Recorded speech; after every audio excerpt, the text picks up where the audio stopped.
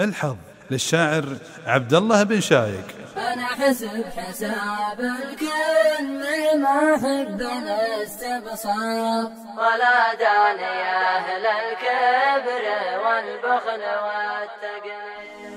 أنا حسب حساب الكل ما أحب الاستبصار، ولا داني أهل الكبر والبخل والتقنيط. ولكن حظي ما لوجهي معه مقرار، ولا ظالم فالامتحانات بالتصقيط.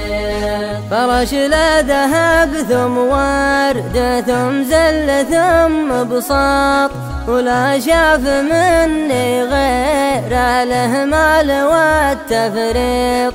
أضيع عمل حظي بالإهمال والإحباط، تأبطت منه قال ما ينفع التأبيط. خسرت النتيجة واللقى من 3 أشواط، ولا عاد ينفع دورتي مستوى التنشيط. خسرت الدبل والفرق كل 3 بناط، ولا عاد لي خطه ولا عاد لي تخطيط. وبطني هوا خلي رباط وراه رباط، وانا حالف مجفاه لو راح جسمي خيط. ولا انساه لين طريف ينزل بجنب الغاط، وبغداد يصبح في ضواحي خميس مشيط. واذا ما حصل لي قرب طلقة المخباط، أموت وتروح الروح جعل مراحم قيط. ولا عطوني جارك للقاز والمشخاط، وخلي عليها الصبر والقبر والتحنيط. حبيبي فريق يصدر أمره على الضباط، عطاه الله السلطة وسلط علي تسليط.